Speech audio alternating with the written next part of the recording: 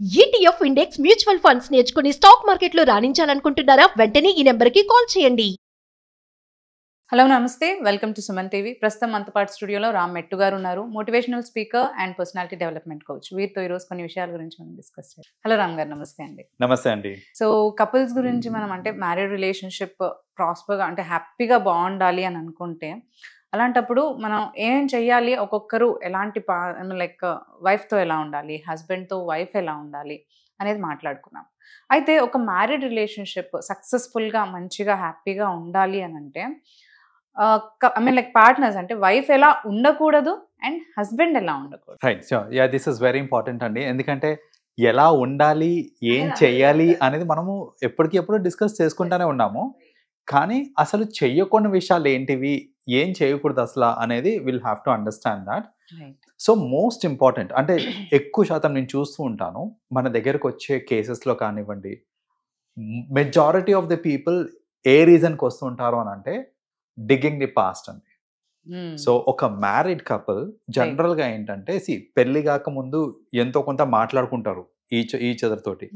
మాట్లాడుకున్నప్పుడు ఇంట్లో వాళ్ళు చెప్తారు ఒక్కొక్కసారి అన్ని చెప్పేకు, యూనో నీ అలవాట్ల గురించి కానివ్వు, నీ పాస్ట్ రిలేషన్షిప్స్ గురించి కానివ్వు, నీ ఫ్రెండ్స్ గురించి ఇవటి గురించి డీటెయిల్స్ ఇవ్వద్దు అని పేరెంట్స్ సజెస్ట్ చేస్తుంటారు జనరల్గా. ఏది పెళ్లికి ముందు బ్రేక్ అయిపోతుందేమో మ్యారేజ్ అనేసి, ఇవన్నీ చెప్పకు నువ్వు అనేసి అంటారు. అలానే దాచి పెడతారు కూడా. కొందరు చెప్పినా, పేరెంట్స్ చెప్పినా చెప్పకపోయినా జనరల్గా ఏంటంటే పెళ్లికి ముందు రిలేషన్షిప్స్ గురించి అంత ఓపెన్ గా ఎవరు వాళ్ళ పార్ట్నర్ కి చెప్పుకోరు, పెళ్లికి ముందు చెప్పుకోరు. పెళ్ళైన తర్వాత ఏంటంటే ఆ ఇద్దరి మధ్యన కొంచెం క్లోజ్నెస్ అనేది వస్తుంది. లైక్ వైఫ్ అండ్ హస్బెండ్ మధ్యన క్లోజ్నెస్ అనేది వస్తూ ఉంటుంది. They will start sharing everything, అంటే రెగ్యులర్ గా డైలీ లైఫ్ షేర్ చేసేస్తారు వాళ్ళ లోపల ఉన్నాయని. రైట్. సో ఇప్పుడు ఏంటంటే ఆ క్లోజ్నెస్ పెరిగిన తర్వాత, ఆ ట్రస్ట్ అనేది ఫామ్ అయిన తర్వాత, అరే నవ్ దట్ మ్యూచువల్ ట్రస్ట్ ఉంది కదా, చెప్పచ్చులే, ఎందుకు దాచిపెట్టాలి అనే గిల్ట్ తోటి కొందరు ఏంటంటే చెప్పేస్తే అట్లీస్ట్ నేను గిల్ట్ ఫ్రీ ఉంటాను కదా అనేసి. కొందరు ఏంటంటే ఇంత బాండ్ బిల్డ్ అయిన తర్వాత నేను చెప్పాల్సిందే అనే ఫ్లోలో చెప్పేస్తూ ఉంటారు వాళ్ళు. సో ఇలా ఏంటంటే వాళ్ళ పాస్ట్ గురించి కానీ లేకపోతే వాళ్ళ అలవాట్ల గురించి కానీ ఏదో ఒకటి ఇలా చెప్పినప్పుడు ఆ సమయానికి బాగానే ఉంటారు, కానీ గొడవ పడతారు చూడండి. మళ్ళీ ఏదో ఒక ఇష్యూ వల్ల గొడవ పడడం స్టార్ట్ చేసినప్పుడు అప్పుడు స్టార్ట్ చేస్తారు, నువ్వు నన్ను మోసం చేసావు, నువ్వు నీకు రిలేషన్ ఉందని నాకు ముందు చెప్పలేదు నువ్వు.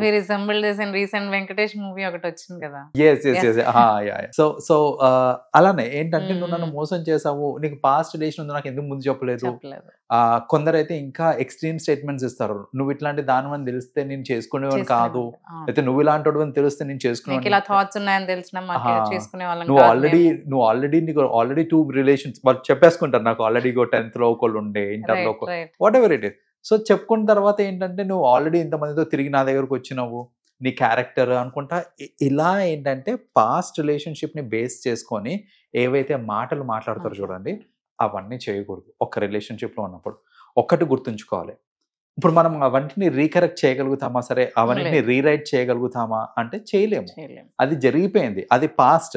కరెంట్లీ ఒకరికొకరు మీరు పెళ్లి చేసుకుంది ఎందుకు అని అంటే ఒకరితో ఒకరు కరెక్ట్ గా ఉండడానికి, సపోర్ట్ చేయడం కానివ్వండి, లేకపోతే అది ఇమోషనల్ సపోర్ట్ అవ్వచ్చు, mental, physical, what ever it is. ఇలా ఒకరికొకరు సపోర్ట్ చేసుకుంటూ హ్యాపీగా లీడ్ చేయాల్సిన లైఫ్ ని ఎప్పుడో పాస్ట్ లో జరిగిన ఈవెంట్స్ ని పట్టుకొచ్చి ఆ ప్రెజెంట్ ని చెడగొట్టుకోవడం అనేది అబ్సల్యూట్లీ ఫూలిష్.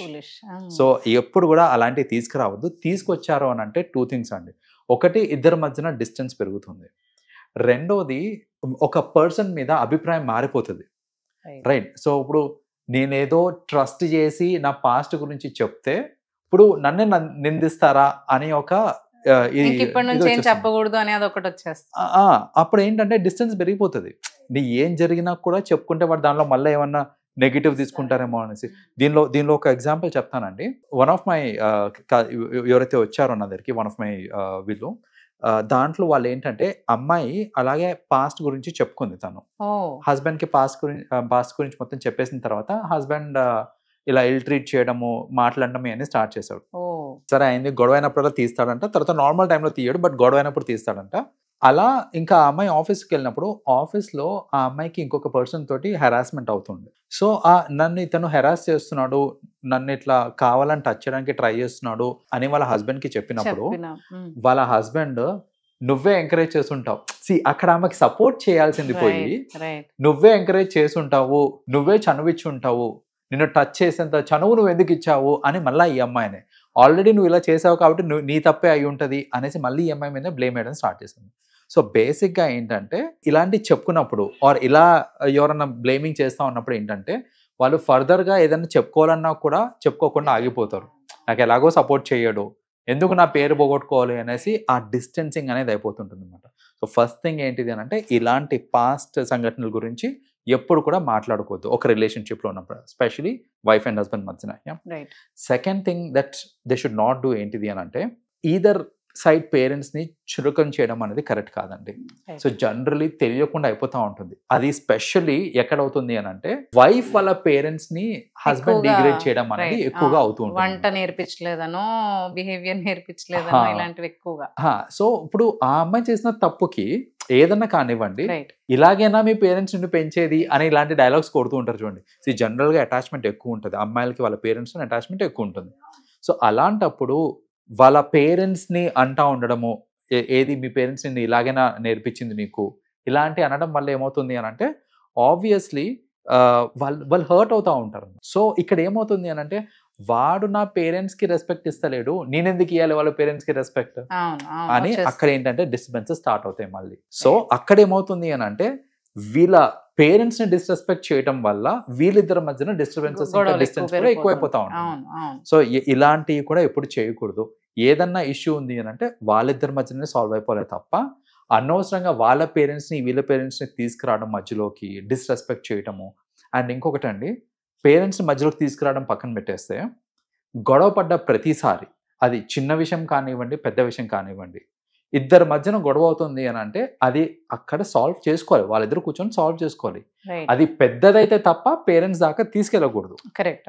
చాలా మంది కపుల్స్ చేసే మిస్టేక్ ఏంటంటే చిన్న చిన్న గొడవలు కూడా పేరెంట్స్ దాకా తీసుకెళ్ళిపోతా ఉంటారు. సో మీ అమ్మాయి ఎట్లా చేసింది, ఫోన్ చేసేసి మీ అమ్మాయి ఎట్లా చేస్తుంది, మీ అమ్మాయి ఎట్లా చేస్తుంది వాళ్ళ పేరెంట్స్కి చెప్పేస్తారు. అలాగే వైఫ్ కూడా ఏంటంటే వాళ్ళ అబ్బాయి వాళ్ళ పేరెంట్స్కి చెప్పేస్తాం, మీ అబ్బాయి ఇలా పట్టించుకోవట్లేదు, మీ అబ్బాయి ఇది చేయట్లేదు, వాట్ ఎవర్ ఇట్ ఈస్. ఏంటంటే కంప్లైనింగ్ ఏదైతే ఉంటుందో చూడండి, చిన్న చిన్న వాటికి కూడా కంప్లైనింగ్ చేస్తారు కదా, అలా చేసినప్పుడు ఏమవుతుంది అని అంటే పేరెంట్స్ కూడా వాళ్ళు కొంచెం డిఫెన్సివ్ అయిపోతూ ఉంటారు. ఎలా అవుతుంది అంటే ఇప్పుడు మా అమ్మాయి గురించి నాకు తెలియదా అనే డిఫెన్సివ్ మోడ్ లోకి వచ్చేసి వీళ్ళిద్దరి మధ్యలో రిలేషన్ బాగాలేదు అని తెలిసిన తర్వాత వాళ్ళు ఏంటంటే అతని నుంచి సేవ్ చేయాలనే ట్రై చేస్తారు కానీ కలపడానికి ట్రై చేయరు జనరల్ గా. సో అలాంటివన్నీ కూడా ఏంటంటే చిన్న చిన్న ఇలా చెప్పినప్పుడు ఏమవుతుంది అంటే వీళ్ళ రిలేషన్ మీద చుట్టుపక్కల ఉన్న వాళ్ళకి ఏదైతే ఇంప్రెషన్ ఉంటుందో చూడండి, ఆ ఇంప్రెషన్ పోతుంది.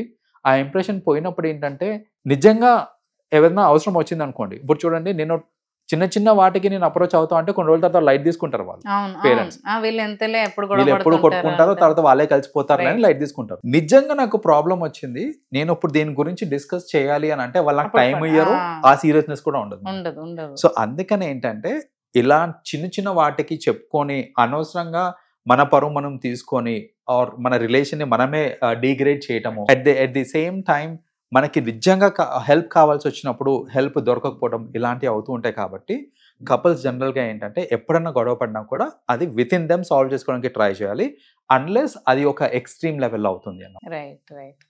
ఓకే, థ్యాంక్ యూ అండి. Thanks for sharing all your advises. Thank you so much. Welcome అండి.